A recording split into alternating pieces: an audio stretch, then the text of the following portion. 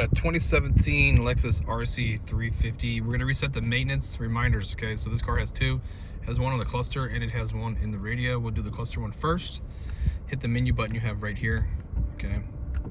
If you haven't done it already. This should slide over like that. Then we're going to go over to the right till you get to this gear symbol right here, which is settings, okay? Now once you're in settings, press the enter button and go down to where it says scheduled maintenance. Hit enter and hit reset. That'll reset the cluster.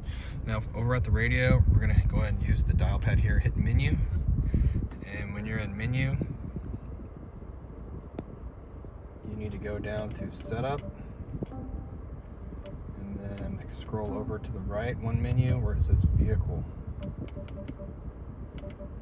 And vehicle, you have maintenance, and these ones that are lit up in blue are the ones we're gonna reset. When they're due, they light up red, okay? But when they're due, you'll be able to reset them right here, okay? There'll actually be a reset